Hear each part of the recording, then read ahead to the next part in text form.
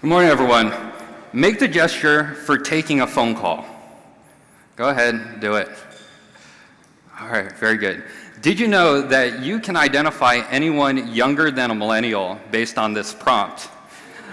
Millennials and older will put their hands up like this, like most of you guys. But anyone younger than a millennial will put their hand up like this.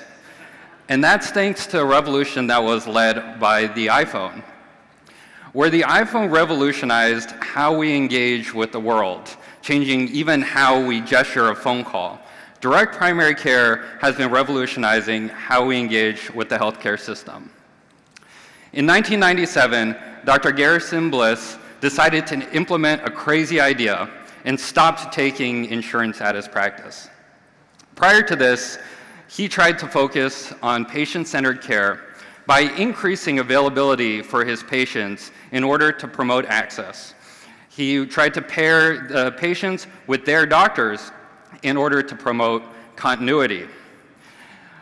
But due to recent regulations that undervalued primary care at the time, his practice found they couldn't be financially viable. The partners thought maybe some of the people at a larger system might be able to save their bottom line. So they sold the practice to a local hospital system. Most of you might be able to guess what happened next. The admin came in, they slashed vital staff, left machinery in disrepair, and brought in more admin to push the doctors to see more patients and to see them faster. It's no wonder why Dr. Bliss left that system. He realized that in order to deliver true patient-centered care, he had to remove all middlemen. So he started receiving payments directly from his patients in a fixed monthly basis. And his crazy idea turned out way much better than he could have imagined. He started going around the country sharing this idea and running into other like-minded docs. This original group of doctors who came together to pave a road where none existed is Generation Zero, the Bushwackers. Gen Zero coined the term direct primary care and led the charge in early advocacy wins, which cleared the way for the next generation, Generation One, the pioneers. Gen 1 includes those who are so deeply frustrated with the system that they felt they had no choice but to leave everything behind and start their own practice with a new model that was largely unheard of. Their strong personalities and anti-establishment tendencies formed most of the philosophical pillars and our understanding of what, quote, true DPC is today, and their sentiments still echo throughout the community. New DPC doctors today are part of Generation 2, the settlers. These include doctors who, like the Gen 1s, are starting their own practices, as well as those who are joining existing DPC practices, something that the Gen 1 docs didn't have. Today, DPC has already moved the needle on some of healthcare's most pressing issues. Burnout, alternatively and accurately termed moral injury. Last year, 57% of family physicians reported burnout. That's 60% in internal medicine and 59% in pediatrics. Burnout affects both patients and doctors, as it is linked to worse patient outcomes as well as medical errors. Burnout is also visible. I see it all the time.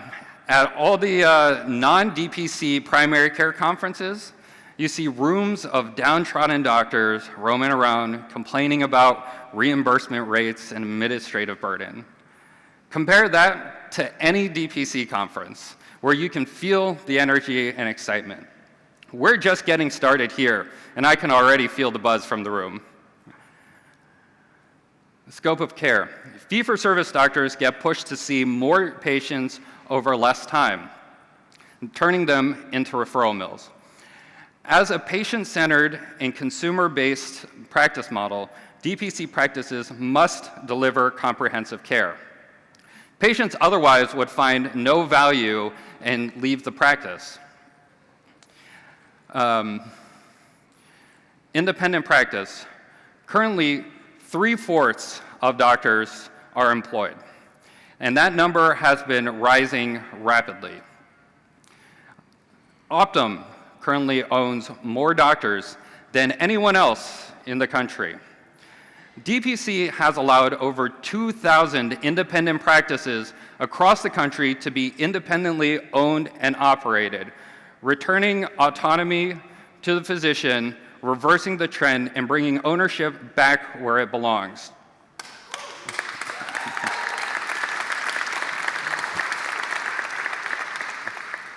Payment reform. For years, primary care organizations have yelled into the wind asking for more payment for primary care with little to show for it.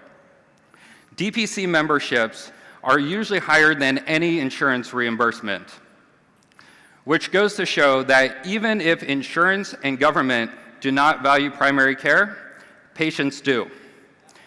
Employers have also found great success in partnering with DPC practices. Anyone who is wondering what primary care is worth can look at direct primary care. Price transparency. From in-house dispensing to chasing down cash price imaging around town, no group has advocated more strongly for price transparency than DPC physicians.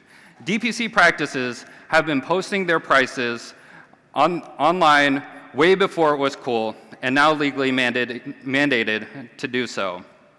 Doctors who wanted to do right by themselves and their patients naturally followed this course, and by doing so, affected change across the system. Serving the underserved. DPC has helped plenty of underserved populations. We're talking about people like the family who couldn't get any other care except for going to the emergency room for acute exacerbations of chronic conditions that are otherwise easily managed, or the patient who was thrown around multiple specialists with no coherent plan of care or a place to call their medical home. More publications and studies need to come out about the impact DPC is having in underserved communities, because the stories are there and more are being played out every day. As we move forward into the future, there are some challenges which face the DPC community. Let's start with regulation. Almost all DPCs do some sort of moonlighting when they start their practice. Moonlighting opportunities generally require some sort of participation with Medicare. This means that startup DPC docs either cannot accept Medicare beneficiaries or they have to go hybrid. Allowing for Medicare beneficiaries to pay their doctor directly without the doctor having to opt out will increase the number of people able and willing to start a DPC practice. Health savings accounts. The IRS currently classifies a DPC membership as a health plan. This makes using HSA funds for membership, as well as even having an HSA with a DPC, a little problematic. Multiple efforts have been tried to fix this issue, and we're continuing to push for a resolution. Historical. Under incumbents, change is hard, so is loss of profit. Incumbents will push back either out of ignorance or self-preservation. Academics will write hit pieces, insurance companies will lobby, and governments will regulate. But at the root of most resistance is misunderstanding. I want to challenge everybody in the DPC community to educate in your local academic institutions, engage with your elected officials, and expand your patient populations so that we can multiply our message and build a coalition that is the tide to raise all boats. Growth. Branding. What exactly is DPC? And when does it stop being DPC? The only working definition we have comes from Dr. Phil Qiu on dpcfrontier.com. But nobody formally owns the term, and therefore nobody can really brand it. We know what we're about, and we share our values with our communities and our patients. But even as I say this, everybody probably has a slightly different model of DPC in their minds. Protecting what we consider true DPC today will require a concerted effort to work together and nurture the core values we hold as our community grows and evolves. Oops, sorry. Hiring. Using the 80-20 rule as a rough guide, about 80% of doctors will be employees, 20% are entrepreneurs. Between all of the Facebook groups, conferences, online material, there's been no easier time than now to start a DPC practice. The next challenge we must tackle is addressing the larger cohort of doctors who can't start their own practice, either out of financial constraint or risk intolerance. There needs to exist a resource pool educating DPC practices on expanding and hiring, much like there currently is a resource pool for starting your own practice. And then primary care overall. In my community, people are often surprised at the services I provide at my practice. Services I consider to be basic primary care. This just shows me how rampant referral mill primary care has grown. When you're pitching DPC, if people don't understand the true potential and value of primary care, they're not going to be able to justify paying for it. We also need to think about the pipeline. In 2018, the American Academy of Family Physicians launched an initiative called 25 by 2030, where they hope to get 25% of USMDs matching into family medicine by 2030. In 2018, this number was 12%. In last year's match, it was 6%. Medical students rotate through family medicine, and they see the high administrative burden and low clinical care that referral mill practices have to endure. It's no reason that family medicine is still one of the least desired specialty amongst med students. Today, primary care finds itself in a fragile state needing to be rebuilt. While everybody else is busy duct taping their broken flip phone versions of primary care, DPC is coming in hot as the iPhone of primary care. We've seen tremendous growth in this model, especially over the last 10 years. If only DPC had a big launch event like the iPhone had in 2007. I can't turn back time, but we can have a belated launch. So I want you all to join me in welcoming the Godfather of DPC himself, Dr. Garrison Bliss.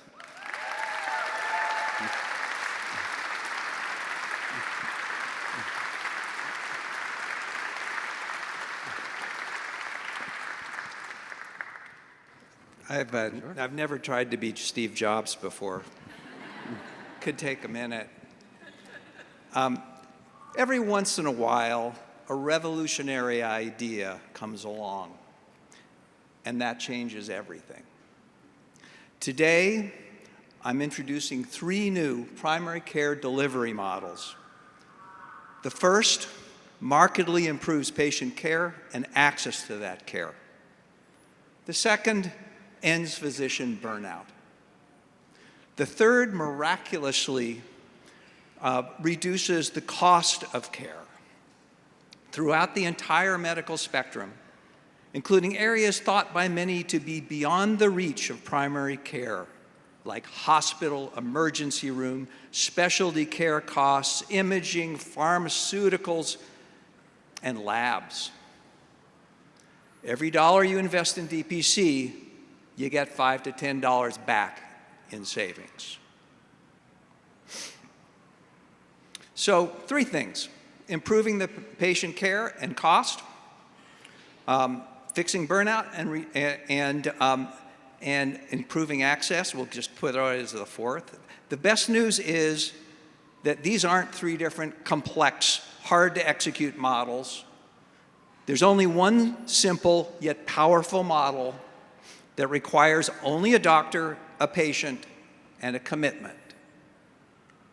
I call it direct primary care. Today,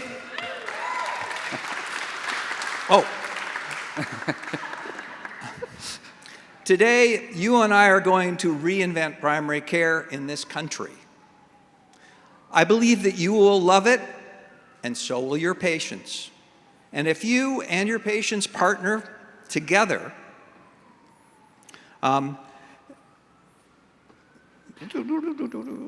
yeah, I'm old. There you go.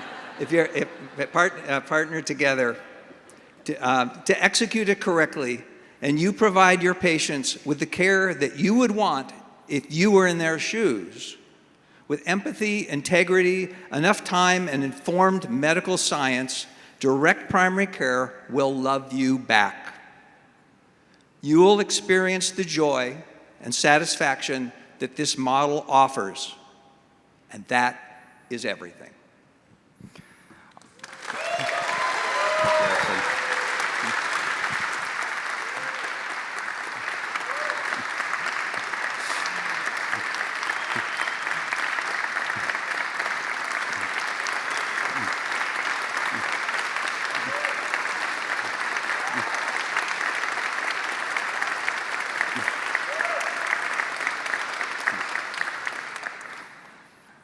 I called the next generation of DPC Generation 3, the city builders. They're going to continue moving the needle and overcoming obstacles in ways that we can't even imagine today. Over the course of this conference, think about where we've come from, look at where we are, and continue to dream about where we're going. Thank you.